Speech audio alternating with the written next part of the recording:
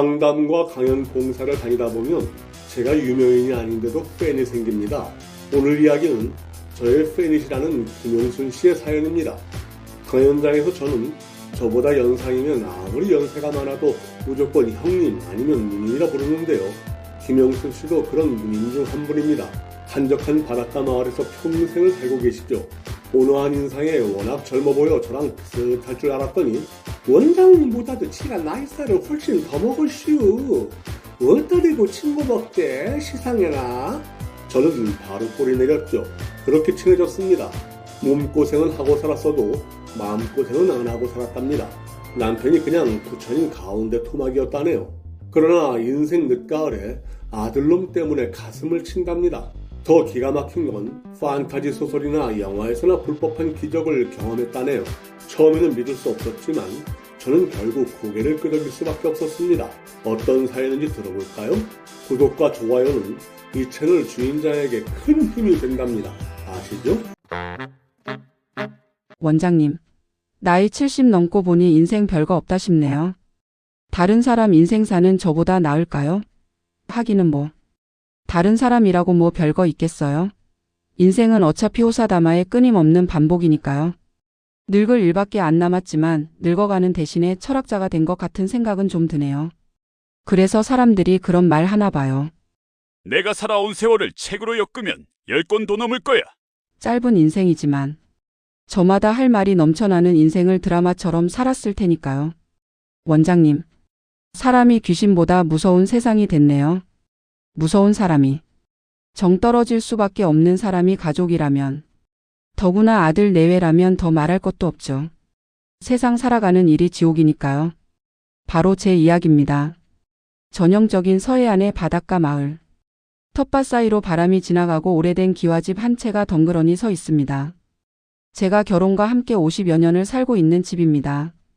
10살 연상인 남편은 10년 전에 해상사고로 세상을 먼저 등졌죠.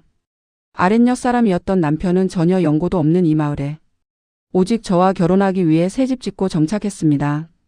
요즘 젊은 애들 말로 하면 사랑꾼이었죠. 남편은 작은 통통배로 평생 바다 일만 했습니다. 성실했고 따뜻한 사람이었습니다. 생전 누구한테든 화내는 법이 없었죠. 온 동네 이웃들이 다 부러워할 정도였죠. 없는 살림이지만 부처님 가운데 토막 같은 남편 덕분에 마음고생은 안 하고 살았습니다. 저는 남편이 세상을 떠났을 땐 죽고 못 살 것 같더니 모진 목숨. 10년째 남편 떠난 집을 지키며 살고 있네요. 젊은 사람들은 진작에 대도시로 떠나고 30여 채 낡은 집마다 60대에서 80대 노인들만 삽니다. 이 동네 대부분의 자식과 달리 평생 고향을 지킨 50대 초반의 이장이 동네 막내입니다. 그래도 요즘에는 지자체가 마을 꾸미기에 나선 끝에 관광객들이 주말이면 넘쳐납니다. 온 동네가 바닷가 특성에 맞는 그림으로 가득 찼고 벽화 마을로 소문이 났습니다. 우리 집을 포함해 10여 가구가 주말이면 민박집도 운영하죠. 가끔은 주중에 예약하고 찾아오는 가족이나 낚시꾼들도 꽤 됩니다. 수입이 제법 쏠쏠합니다. 그 덕분에 기어나 귀촌을 문의하는 젊은 사람들이 종종 있을 정도랍니다. 점심은 마을회관에 모여 함께 해결하죠. 이웃사촌이 아니라 그냥 가족입니다. 그래서 외로울 틈이 없습니다. 늙었어도 제 일상은 젊었을 때와 똑같습니다. 텃밭 가꾸고 물때에 맞춰 갯벌에 나가 갖은 조개류와 낙지 등을 잡습니다. 식당을 운영하는 이장이 어른들이 잡은 해물을 모두 사줍니다. 너무 많으면 업 한 장에 대신 가서 팔아오죠. 그리고 저의 곁을 지키는 건 믹스견 한 마리. 흔한 똥개가 아닙니다. 제가 지어준 똘배라는 번듯한 이름처럼 똘똘하고 배짱이 두둑한 녀석이죠. 남편이 떠나던 해 겨울 딸이 데려다 준 강아지입니다. 태어난 지 겨우 석 달밖에 안 된 새끼 강아지였습니다. 처음에는 한사코 싫다고 했죠. 남편 떠나고 만사가 귀찮았으니까요. 그러나 지금은 똘배 없이 저의 삶은 의미가 없습니다. 든든한 벗입니다. 벌써 함께 산 지 10년. 저와 똘배는 친구처럼 같이 늙어가는 중입니다. 개가 사람보다 낫다는 말을 요즘 들어 더 실감합니다. 확실한 건 똘배가 아들 내외보다는 훨씬 낫습니다. 낫고 말고요. 혓바닥보다 더 말을 잘 들으니까요. 눈치는 백단이고요. 어쩌면 그리 사람 심기를 헤아리는지 똘배만 옆에 있으면 화날 일도 슬프거나 외로울 일도 없습니다. 아니, 그런 감정들이 길게 갈 시간이 없습니다. 저녁마다 툇마루에 앉아 똘배를 옆에 끼고 바다와 하늘을 온통 적시는 노을을 바라보는 게 낙이라면 낙입니다. 평생 봐온 하늘과 바다지만 노을이 물들 때는 가슴이 벅찹니다. 단 하루도 같은 그림이 없습니다. 봐도 장관입니다. 시쳇말로 SNS인가 뭔가에 노을뷰 맛집으로 소문이 날만합니다. 고생 끝에 큰 낙은 모르지만 늙었어도 억울하지 않습니다. 좋은 이웃과 일할 거리 그리고 똘배와 함께하는 지금의 삶이 너무나 평온합니다. 결혼하고 8년 만에 얻은 귀한 아들 주한은 올해 나이 40입니다. 명문대 의대를 나와 지금은 서울의 초대형 의료원에서 종양내과 전문의로 재직 중이죠. 며느리, 손녀딸과 함께 잘 삽니다. 며느리 집안은 행색계나 합니다. 올해 37인 딸은 대학을 못 나왔습니다. 오빠 뒷바라지의 휘청이는 가세를 알고 스스로 희생한 거죠. 어릴 때부터 한결같이 부모부터 챙기는 속 깊은 딸입니다. 공장에서 만난 사위와 지금은 인천에서 10년째 곱창집을 운영하며 딸 하나를 키우고 있습니다. 맛집으로 소문나면서 제법 자리를 잡았다네요. 어린 딸이 일가부치 하나 없는 고아를 만난다고 해서 처음에는 반대했죠. 무슨 편견이 있다기보다는 하필 내 딸이? 왜? 그런 생각 때문이었습니다. 남편도 길길이 뛰었죠. 그러나 자식 이기는 부모 없습니다. 사랑에 눈먼 자식 이기는 건 하늘의 별 따기보다 힘듭니다. 그러나 이후에 사위는 겪어보면 겪어볼수록 진국도 그런 진국이 없습니다. 딸 하나를 더 얻은 것만 같습니다. 사위는 점점 멀어져가는 아들보다 더 아들 같은 정말 든든한 사람입니다. 지난 명절 직전이었죠. 마을회관에서 이웃들이 저를 빤히 쳐다보며 주영아 하고 부릅니다. 이웃들은 저를 딸 이름인 주영으로 부릅니다. 그도 그럴 것이 딸 주영은 하루 한 번은 짧게라도 꼭 안부 전화를 잊지 않습니다. 또 한 달이나 두 달에 한 번은 어떻게든 사위와 곰살 맞은 손녀딸과 함께 찾아옵니다. 왔다 하면 1박 2일 동안 구석구석 청소해주고 정리해주고 텃밭도 돌봐주고 살갑기가 솜사탕이죠. 마을 어른들에게도 얼마나 다정하게 잘하는지. 올 때마다 동네 굳은 일을 다 해줍니다. 아들 주한이는 1년에 한두 번 볼까 말까? 명절 연휴에도 그보다 훨씬 전에 잠깐 얼굴만 비춥니다. 장가간 후부터 고향 집에서 하룻밤이라도 잘 생각을 안 합니다. 종양내과 전문의로서 연구할 게 워낙 많답니다. 최근에는 핑계가 하나 더 늘었죠. 졸업한 대학의 최연소 교수가 된 다음부터는 대놓고 고향 집을 멀리하네요. 그렇겠지 그러려니 했습니다. 서운하지만 저는 이웃들 앞에서 내색하지 않습니다. 언제부턴가 이웃들의 말처럼 장가간 아들은 먼 친척이려니 해외 동포려니 생각합니다. 그렇게 생각하면 마음이 편하니까요. 이웃들이 묻습니다. 이번 명절에도 아들 주한이는 안 오냐고요. 제가 개면쩍게 웃었죠. 명절 끼고 급한 해외 세미나가 잡혔다는 아들 말에 낙심했지만 이웃들 앞에서 내색하기는 싫었으니까요. 담담한 표정으로 사실대로 답했습니다. 이웃들은 더는 묻지 않습니다. 서로 아픈 데를 깊게 건드리지 않는 게 이 마을 불문율이면 불문율입니다. 그래도 딸내가 와서 2박 3일 동안 웃고 떠들고 명절이 외롭지는 않았습니다. 그 와중에 사위는 젊은 이들과 함께 동네 어른들 집마다 다니며 전등 갈아주고 낡은 전기선 갈아주고 삐걱거리는 문 고쳐주고 TV 프로그램 일꾼의 탄생 절이 갈아였죠. 명절이 지나고 그동안 이것저것 도와준 마을 이장이 고마워 따로 불러 특별한 술상을 대접했습니다. 상 물리고 녹차를 끓이는데 이장이 뭔가 할 말이 있는 듯합니다. 주한이가 지난 명절에 해외 세미나가 아니라 저랑 눈이 마주치자 이장이 자기 입을 황급히 틀어막았습니다. 오늘 정말 잘 먹었네요. 그만 일어나 볼게요. 저는 서둘러 자리 터는 이장의 소매를 잡았습니다. 이장이 뒷머리를 긁으며 개면쩍은 웃음을 아작거립니다. 무슨 말을 하다가 마느냐고 제가 캐물었죠. 별거 아니에요. 별거 아닌 게 분명합니다. 저의 닥달에 어쩔 수 없이 이장이 하려다가 멈춘 말을 털어놓았습니다. 이장이 털어놓은 아들 내외의 비밀 아닌 비밀. 저는 순간 무릎이 꺾일 뻔했죠.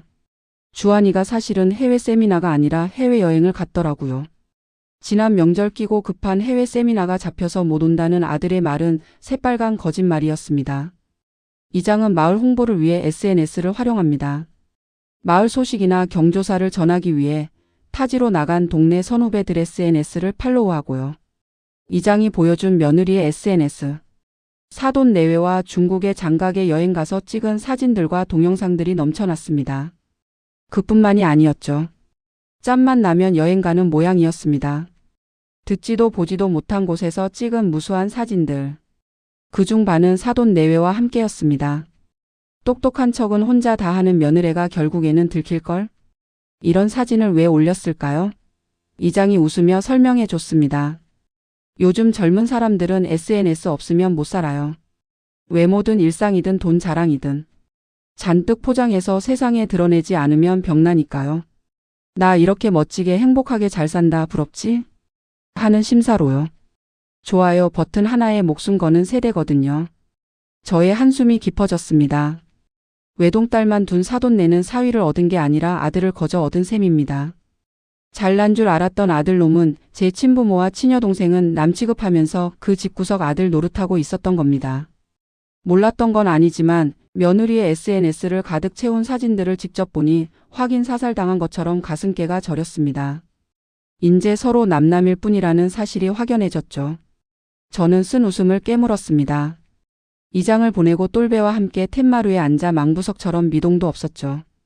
허여멀건 아들 녀석의 얼굴이 떠오릅니다. 어머니, 이번 명절 끼고 해외 세미나가 잡혔어요. 제가 발표를 직접 해야 한다고 사정사정해서 어쩔 수 없이 참석하는 겁니다. 제가 발표한 논문을 직접 설명해야 그쪽 연구진에게 도움이 된다네요.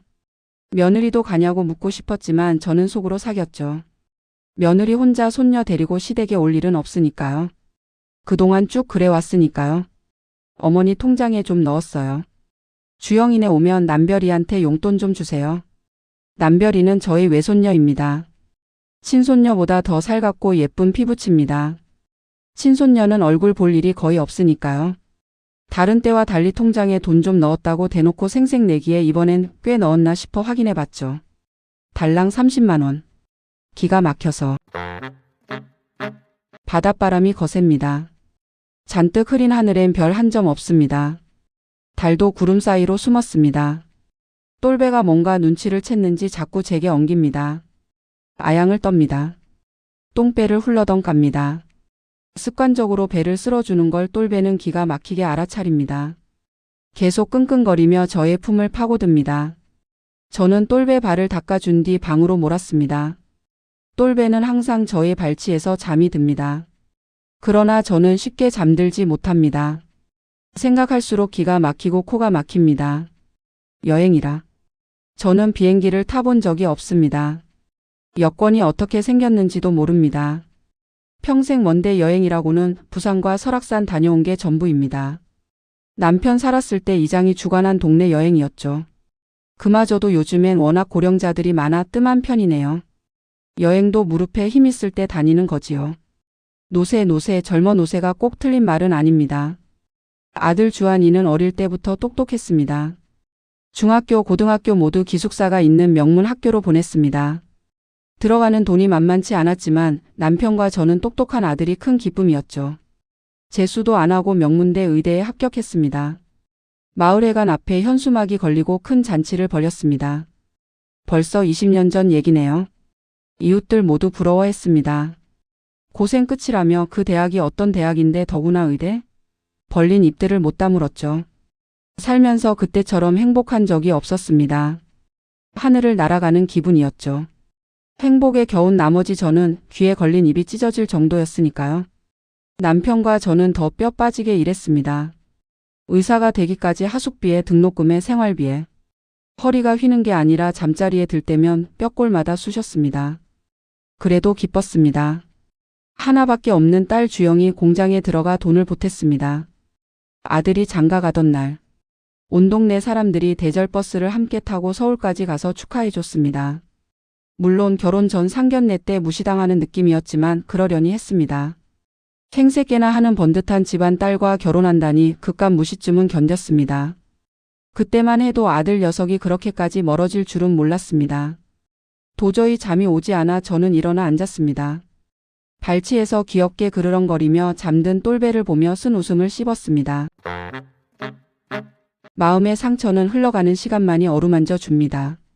저는 마음을 추스르고 다시 차분한 일상으로 돌아갔습니다.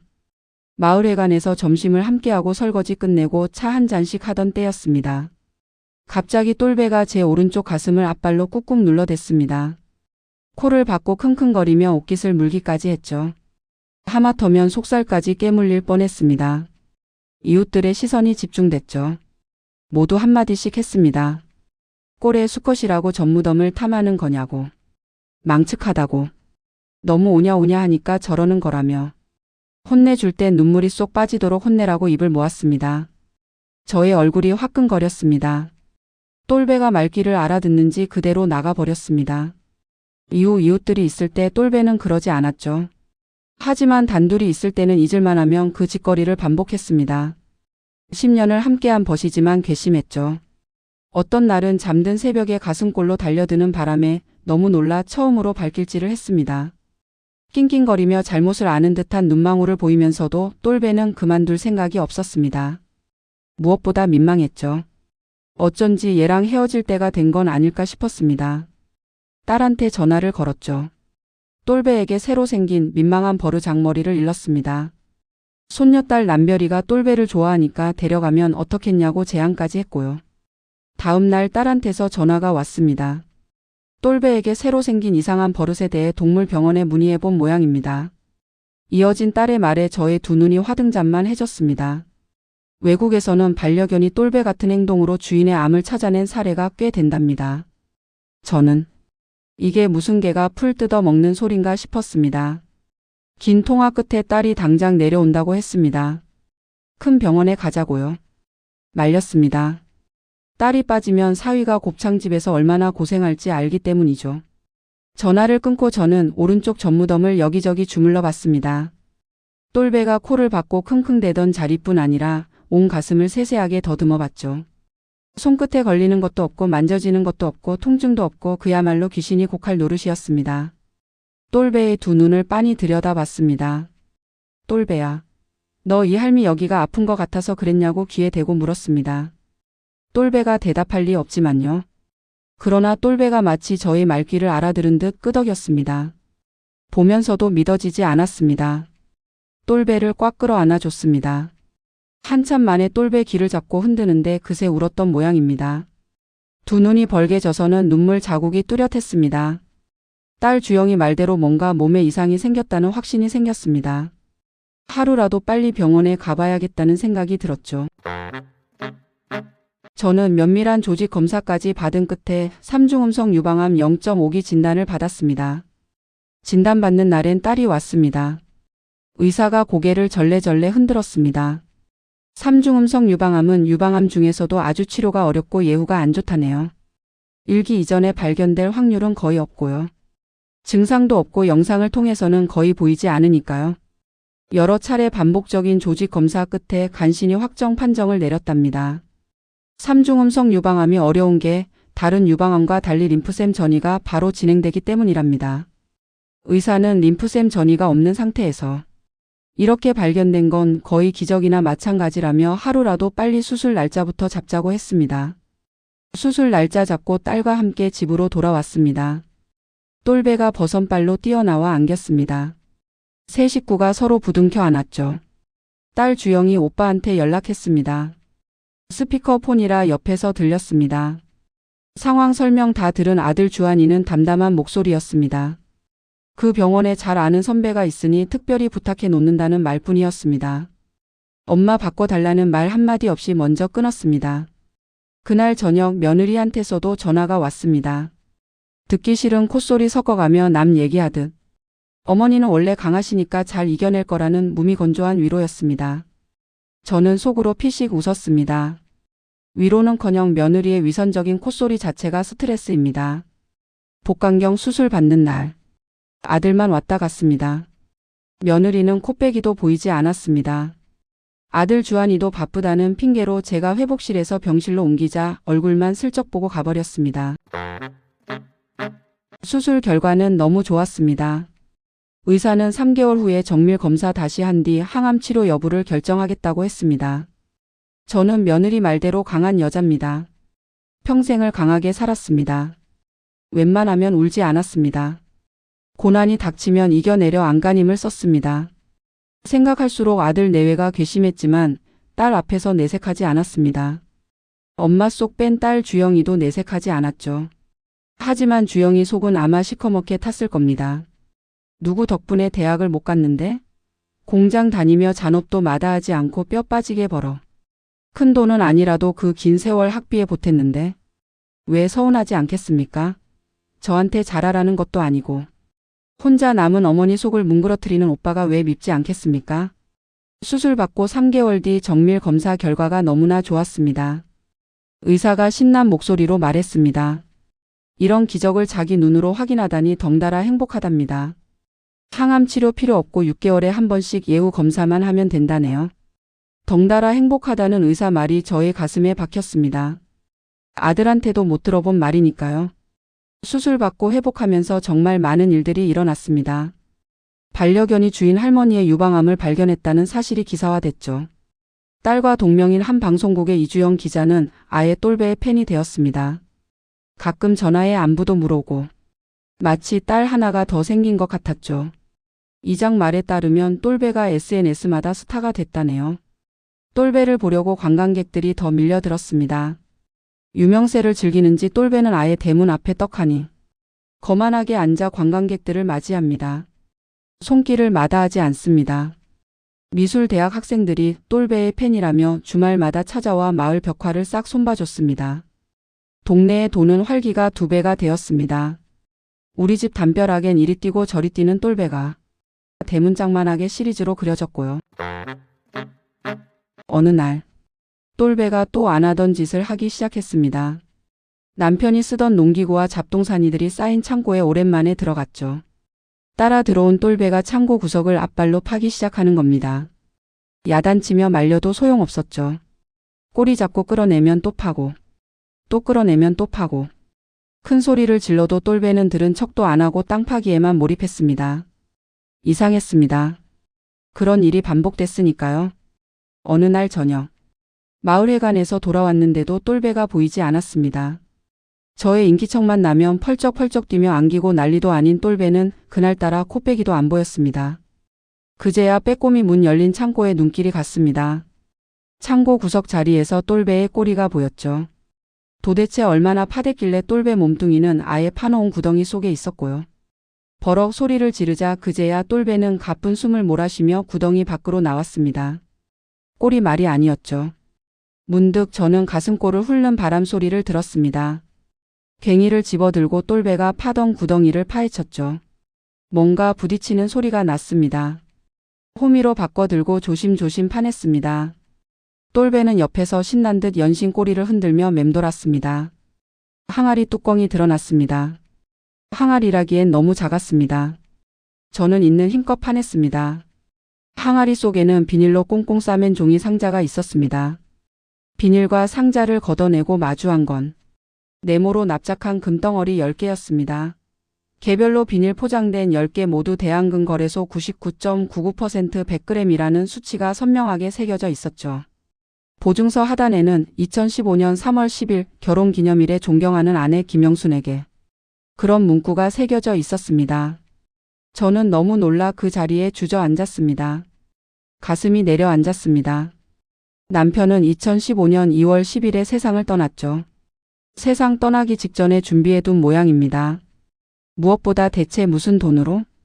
금덩이를 장롱 깊이 숨겨두고 저는 상념에 빠져들었습니다. 생전 마누라한테 비밀이 없는 남편이었습니다. 2015년이라. 그 2년 전에 장가간 아들한테 밭 팔아 1억 대출받아 1억. 총 2억을 해줬습니다. 1억 이자만 해도 등골이 빠질 정도였습니다. 남편 죽고 그 1억을 지난해에야 모두 갚았습니다. 그러나 그건 마지막 남은 밭을 팔았기 때문에 가능한 일이었죠. 그런데 도대체 어디서 그 큰 돈이 생겨서 100g짜리 금덩어리를 10개나 샀을까요? 그런 돈이 있었으면 빚부터 갚았어야 합니다. 아무리 생각해도 이해가 되지 않습니다. 그러나 확실한 건 이 돈이 절대로 이상한 돈은 아니라는 믿음. 남편이 절대로 나쁜 일이나 돈에 손댈 사람이 아니라는 사실입니다. 똘배한테 물었죠. 뭔가 알고 있냐고 말입니다. 말해놓고 피식 웃었습니다. 똘배가 다가와 안깁니다. 저는 밤을 꼬박 새웠습니다.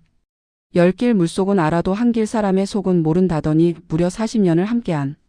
더구나 맑아도 너무 맑았던 남편에게 이런 비밀이? 믿을 수 없는 현실 앞에서 저는 몸서리가 쳐졌습니다. 일확천금이 생겼다는 기쁨 따위 없었습니다. 며칠 뒤 저는 마음 단단히 먹고 큰 도시로 나갔습니다. 대한금거래소를 찾았습니다. 대한민국에서 가장 전통 있다는 거래소가 다르긴 다릅니다. 옛날 기록을 컴퓨터에 보관하고 있었네요. 저는 궁금했습니다. 이게 대체 지금은 가치가 어느 정도 되는지 말입니다. 지금 당장 팔면 1억 6천이 넘는다네요. 저는 저절로 벌어진 입을 다물지 못했습니다.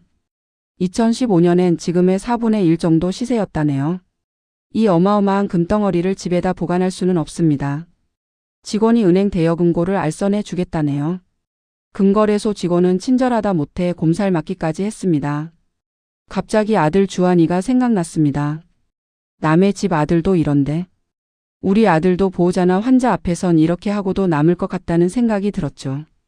대여금고에 금덩이를 맡기고 나오면서 저는 당분간 이 사실을 자식들에게 항구하는 게 좋다는 판단이 들었습니다.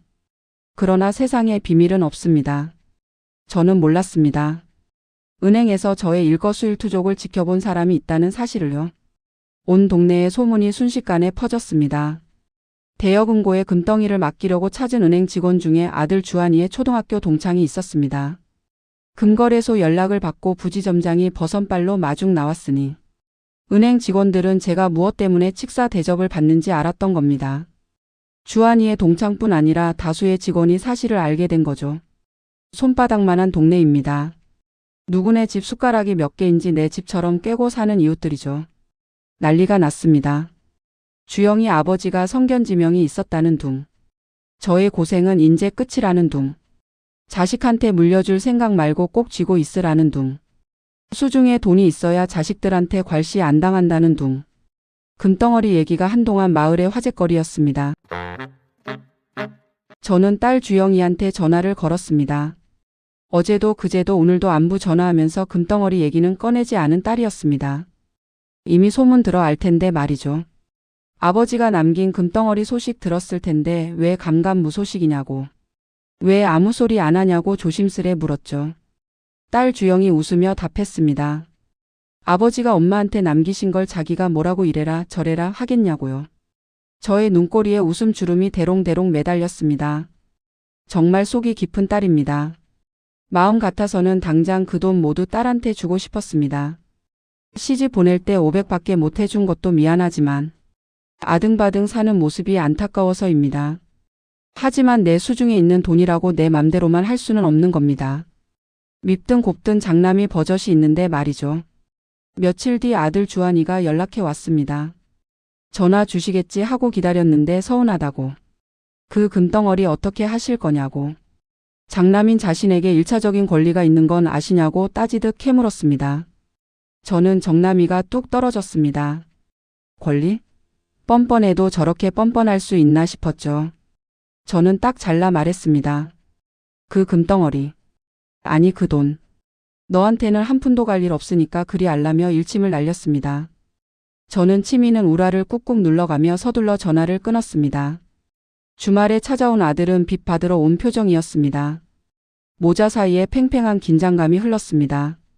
아들 주한은 장가갈 때 처가에서 장만해 준 아파트 얘기를 또 꺼냈습니다. 그놈의 강남 아파트 얘기.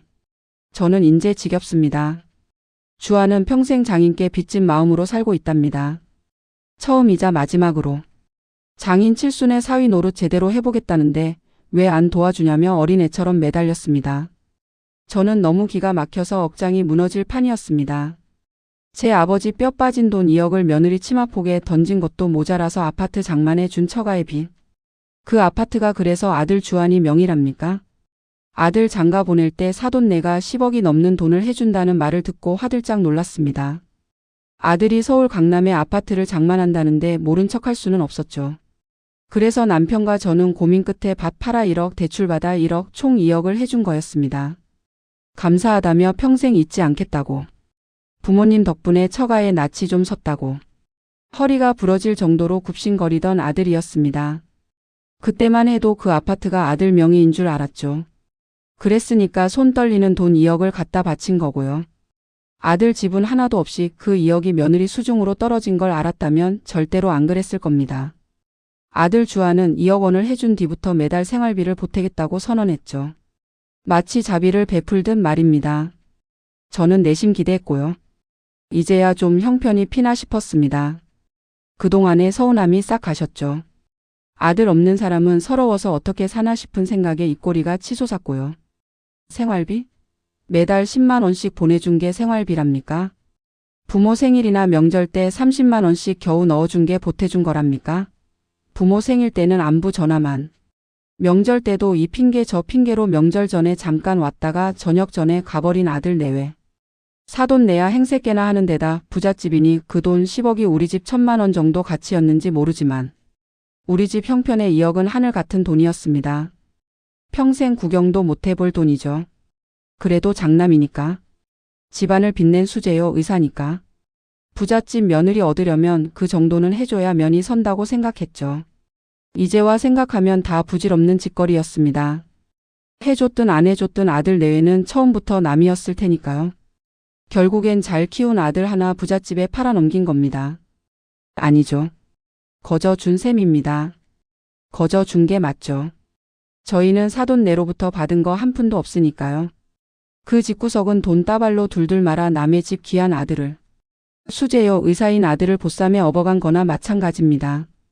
저는 목소리 높이지 않고 조곤조곤 또박또박 아들에게 따졌습니다. 할 말 잃은 아들이 사채업자 같은 낯빛과 싸늘한 바람만 남기고 떠났습니다. 저는 똘배를 옆에 끼고 노을 지는 하늘과 바다를 바라보며 하염없이 앉아 있었죠. 눈물이 저절로 흘러내렸습니다. 닦아도 소용없습니다.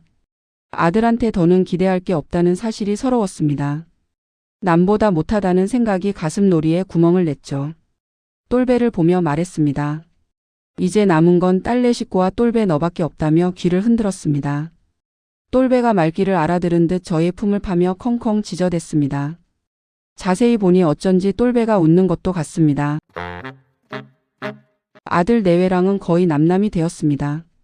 제가 먼저 전화할 일도 없거니와 그나마 가끔 안부랍시고 오던 전화도 뚝 끊겼죠. 저는 전혀 서운하지 않았습니다. 남이라고 생각하기로 마음먹었으니까요. 어미 마음 제대로 알아주는 딸과 사위 있겠다. 똘배가 항상 곁에 있겠다. 뭐가 아쉬워서? 돌이켜보면 아들이 저렇게 된 건 저의 책임도 있습니다. 5살 때부터 신동 소리 듣는 아들만 물고 빨았으니까요. 딸은 뒷전이었습니다.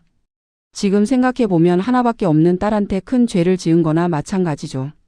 인생사 알 수 없다더니 박대까지는 아니지만 뭐 하나 제대로 챙겨주지도 못했는데 정작 효도는 딸이 다 하고 있으니까요.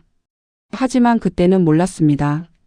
5살에 이미 한글과 구구단을 꿰고 알파벳도 혼자 깨쳐 영어 동화책 사달라고 조르는 아들 녀석만 눈에 들어왔습니다. 자랑이었고 삶의 기쁨이었죠. 원하는 건 뭐든지 들어줬습니다. 남편이나 저나 딸 종아리는 때려도 아들놈은 옷깃도 건드리지 않았죠. 제일 후회되는 건 아들이 명문의대에 합격한 뒤의 일입니다. 그때만 해도 양심이 있었는지 뜬금없이 그랬습니다. 고액 과외 의뢰가 무지하게 들어온다며. 선배들 말이 1학년 때 말고는 시간 못 내니까 물 들어오는 지금도 저으라고 했다고요. 등록금과 생활비에 보태려면 과외에 나서야겠다고요. 남편이 손살에 쳤습니다. 안 돼. 시간 뺏기지 말고 공부에만 집중해요. 너한테 필요한 돈은 이 애비가 어떻게든 해줄 테니까. 걱정하지 말고 성적에만 신경 써. 저도 같은 생각이었습니다. 지금 생각하면 죽은 남편이야 어쩔 수 없지만 저는 세상 이치 몰랐던 저의 눈과 혓바닥을 뽑아버리고 싶습니다. 돈이 얼마나 무서운 건지, 세상이 얼마나 무서운지, 가족이 왜 소중한지 가르쳐야 했습니다. 고생을 시켜야 했습니다. 그런데 정작 고생은 딸만 시켰습니다. 똘배에게 말했습니다. 이 할미가 인생 헛산 거 같다고 말이죠. 똘배가 졸다가 안깁니다. 아무리 미워도 자식은 자식입니다. 호적을 파버리고 싶어도 마음뿐입니다. 며칠 고민 끝에 저는 결심했죠. 분쟁의 씨앗인 그깟 금덩어리 모두 팔아 미워도 장남이니 아들한테 잃어. 나머지는 딸 주자. 하고 말입니다. 지금 생각해보면 저는 참으로 미련퉁이 인간입니다. 아들 내외랑 남남이려니 어쩌고 하는 말도 다 헛소리였습니다. 아들을 두고 생각이 오락가락한 저는 미련한 닭과 똑같습니다. 아니 인간이 원래 미련하지만요. 닭장에 숨어든 족제비들은 놀라울 정도로 어마어마하고 교묘합니다. 경험 많은 족제비는 닭을 바로 잡아먹지 않습니다. 잠든 닭들이 난리치지 않게 목표로 삼은 잠든 닭의 똥구멍을 살살 긁어대죠. 그리고 조금씩 파먹습니다. 이건 병아리를 키워 닭장을 만들었을 때 직접 경험한 사실입니다. 어느 날 아침 닭장에 가봤더니 무려 10마리가 넘는 닭이 눈을 뜬 채 서서 죽어 있는 겁니다. 제 눈으로 분명히 봤습니다. 건드리니까 그제야 눈꺼풀 뒤집고 픽픽 쓰러지는데 똥구멍부터 뱃속까지 텅 비어 있었습니다. 지금까지 그 장면을 잊지 못합니다. 제가 딱 그 짝이네요. 언제부턴가 인간이라는 탈바가지를 뒤집어 쓴 아들. 족제비가 돼버린 종자에게 언제까지 똥구멍을 뜯겨야 저는 정신을 차릴까요? 어느 날 암을 발견한 똘배를 세상에 알린 방송국 기자한테서 전화가 왔습니다. 딸과 동명인 이주영 기자 말입니다. 가끔 안부 전화하는 고마운 사람이라 꼭 딸 같은 친구입니다. 제게 꼭 알려줄 얘기가 있답니다. 이주영 기자는 최근에 젠트리피케이션으로 고통받는 골목 상권과 상인들을 취재하고 있답니다.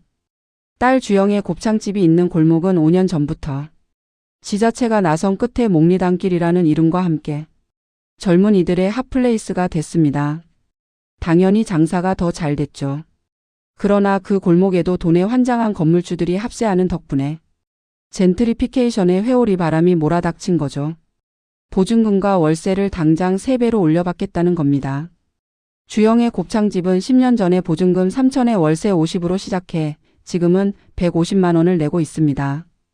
테이블 6개밖에 안 되는 코딱지만한 가게입니다. 이주영 기자에게 상황 설명을 다 들은 저는 분노가 치밀었습니다. 전화 끊고 저는 수심이 가득해졌습니다. 그리고 비로소 알았습니다. 금덩이 팔아 아들에게 1억 나머지는 딸에게 줘야지. 했던 생각이 얼마나 미련한 발상이었는지 제대로 깨달았습니다. 도둑놈 심보 건물주나 금덩어리 안 넘긴다고 인연 끊다시피 한 아들놈이나 그놈이 그놈인데 돈을 또 갖다 바쳐? 똘배를 보며 이 할미가 얼마나 미련퉁이 인간이냐며 가슴을 쳤습니다. 똘배가 위로하듯 저의 허벅지를 앞발로 도닥였습니다. 남편이 빚 안 갚고 무슨 돈으로 금덩어리를 남겼는지 인제야 이해가 됐습니다. 그 금덩어리는 처음부터 딸 주영의 몫이었습니다. 딸 주영에게 전화를 걸었죠. 따지듯 물었습니다. 왜 얘기 안 했냐고 말입니다. 주영이 웃으며 답했습니다. 걱정시켜 드리고 싶지 않았다고요. 가게를 옮긴답니다. 목리단길만 벗어나면 보증금과 월세가 그렇게 높지 않다네요. 목리단길을 제외한 주변 상권이 몇 년 전부터 쇠락했답니다. 공실이 넘쳐나는 바람에 건물주들이 목리단길만 정비해 홍보해준 지자체를 오히려 원망하고 있다네요. 주영이 알아본 가게는 크기가 지금 가게의 딱 2배랍니다. 보증금 5천에 월세 200. 목리단길에서 걸어서 20분. 주영은 오히려 잘 됐다고 생각한다네요. 10년 동안 열심히 한 덕분에 단골이 넘쳐나는데 밖에서 기다리게 하는 게 마음 아팠답니다. 찬찬히 얘기 듣고 있는데 갑자기 똘배가 저의 어깨를 앞발로 도닥였습니다. 똘배랑 눈이 마주친 순간 저의 머릿속에 번개처럼 무슨 생각이 일었습니다. 눈이 갑자기 밝아졌습니다. 머릿속이 시원해졌습니다. 주변이 환해졌습니다. 그 가게 주인이 혹시 팔 생각은 없는지 알아보라는 말이 저의 입에서 툭 튀어나왔죠. 제가 갑자기 신접한 무당이 된 걸까요? 주영이 놀랐는지 잠깐 말이 없었습니다.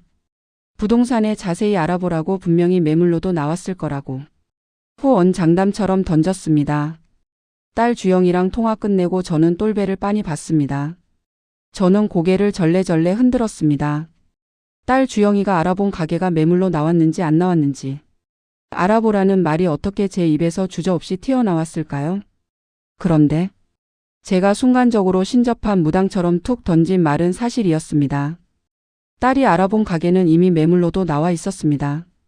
외진 곳은 아니지만 워낙 목리단길이 뜨다 보니 주변 상권이 죽어 1년 전부터 공실이었고 매물로 나왔던 겁니다. 매물가 2억 2천. 목리단길이 생기기 전에는 3억을 호가했던 가게라네요.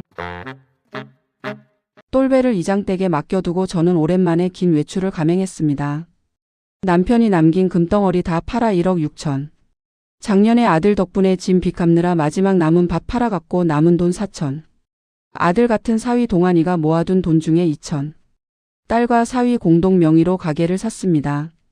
사위 동안은 끝까지 손살에 쳤습니다. 장모님 돈이 전부인데 당연히 남별이 엄마 명의로 해야 한다며 고집을 부렸습니다. 진심이었습니다. 아들 같은 사위 아니 아들보다 나은 사위 맞습니다. 저는 비로소 기뻤습니다. 딸한테 진 빚을 일부나마 갚은 느낌이었으니까요. 친아들과는 완전히 남남이 됐지만 저는 개의치 않았습니다. 사위가 아들이고 딸인데, 딸이 천하효녀인데 뭘 더 아쉬워할까요? 사람한테 받은 상처는 사람이 치료합니다. 자식이 준 상처는 자식이 치료합니다. 무자식이 상팔자라는 말은 반은 맞고 반은 틀립니다. 저는 평온한 일상으로 돌아왔습니다. 이보다 더 좋을 수는 없습니다. 남편이 남긴 금덩어리를 처분한 뒤부터 저는 신기하게도 아들 생각이 나지 않았습니다. 기대감도 서운함도 싹 사라졌습니다. 마을 이름이 똘배 마을로 바뀌었습니다. 이장이 제안했고 이웃들 모두 대찬성이었죠. 벽화뿐 아니라 똘배의 실제 사진으로 등신대까지 마을 곳곳을 지키게 됐죠. 귀여를 결정한 20대와 30대 부부가 5쌍이나 새 식구가 됐습니다. 저는 세상 참 살만하다고 느꼈습니다. 딸 주영의 곱창집은 옮기고 나서 더 유명해졌습니다. 목리단길에서 건물주들의 횡포에 신음하던 상인의 식구들 거의 곱창집 골목으로 옮겨왔다네요. 신기하게도 기존의 목리단길은 공실투성이로 변했고 곱창집 골목이 새로운 핫플레이스가 됐답니다. 이른바 곱리단길.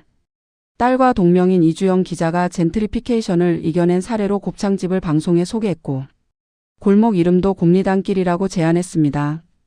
딸네 곱창집은 곱리단길의 성부자처럼 손님들에게 각인됐고요. 저는 덩실덩실 춤추고 싶은 나날을 보냈습니다. 그러나 호사다마일까요?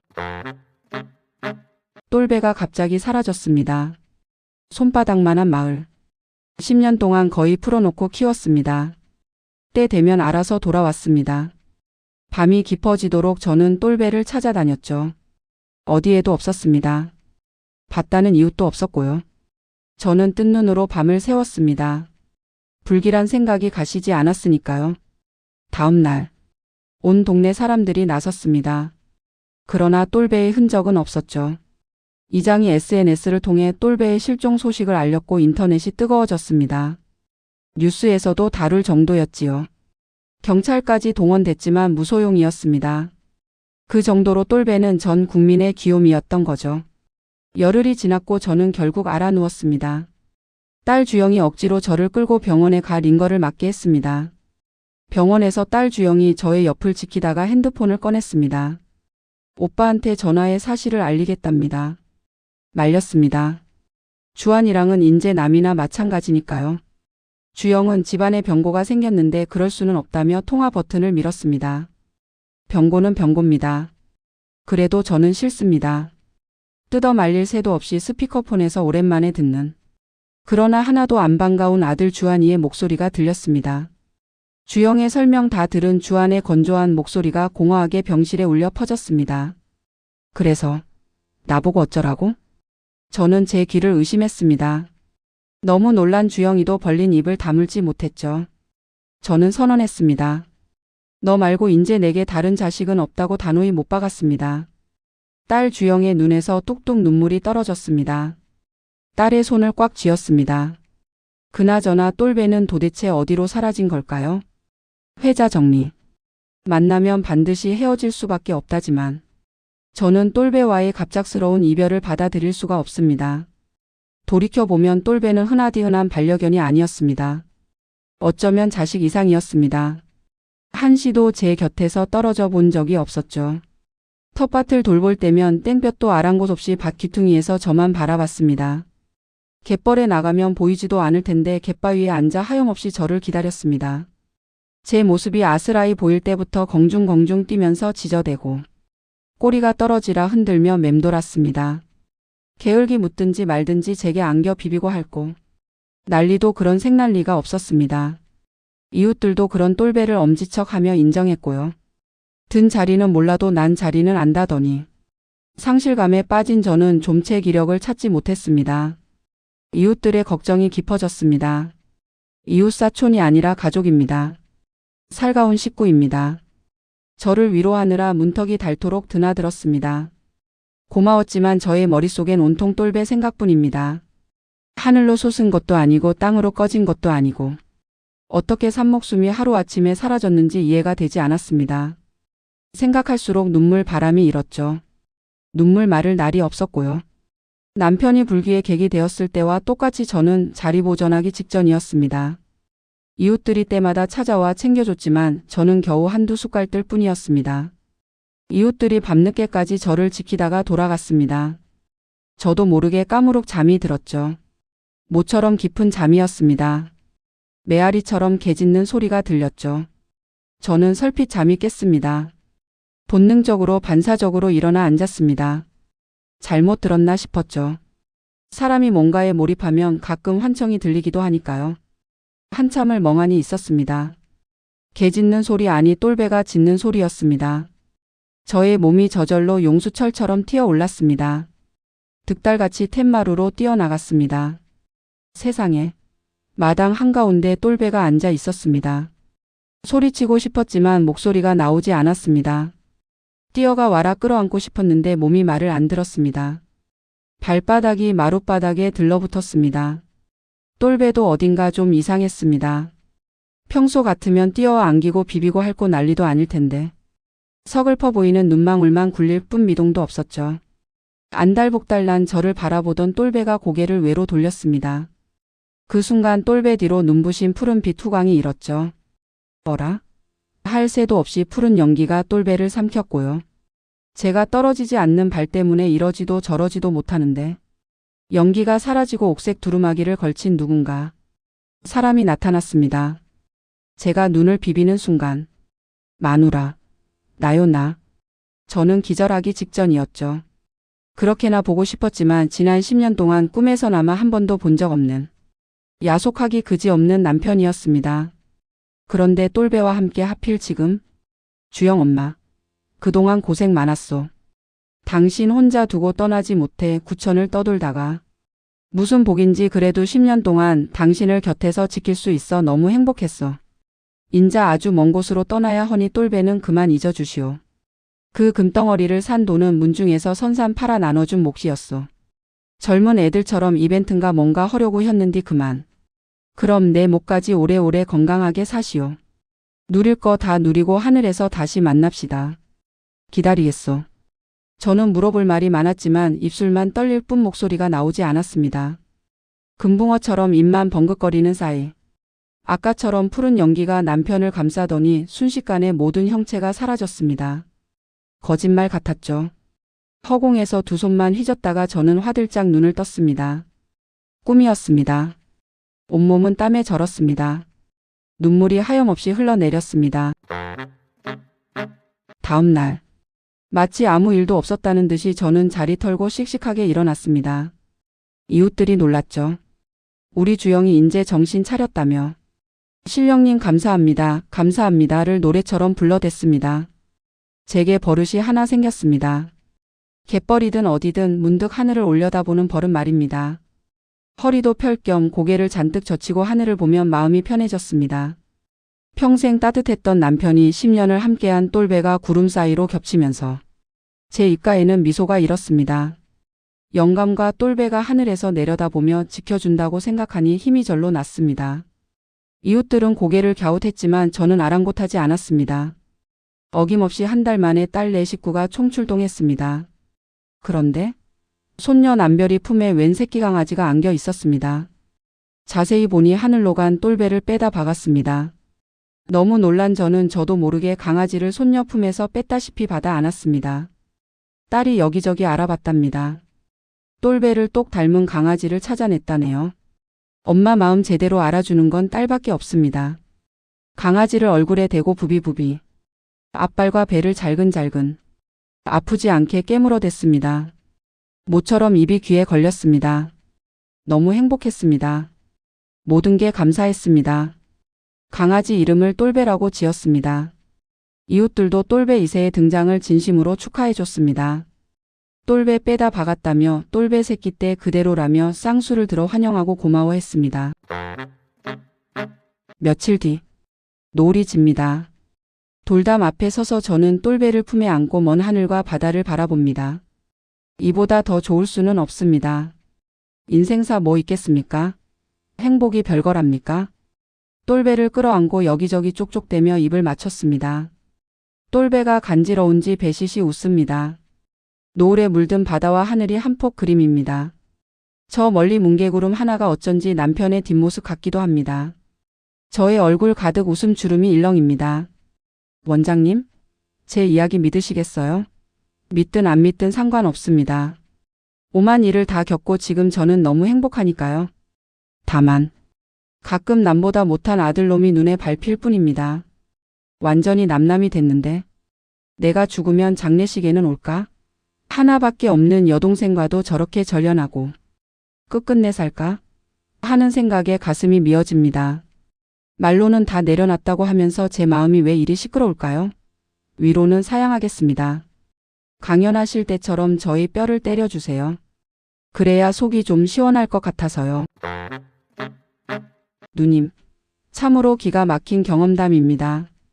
똘배가 암을 조기 발견하게 해주고 남편이 묻어둔 금덩어리를 찾아주고 꿈에 나타난 남편의 말씀.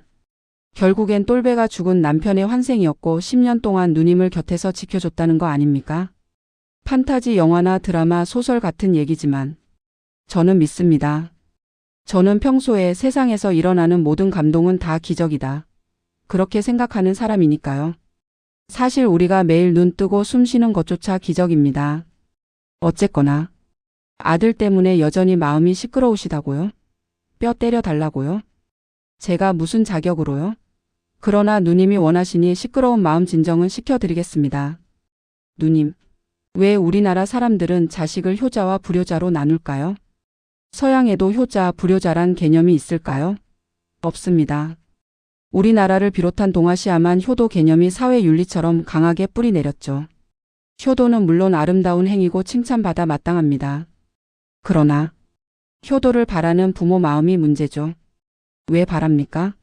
성인이 되고 독립하면 그때부터 먼 이웃사촌입니다. 남이나 마찬가지라고 생각해야 마음이 편하죠.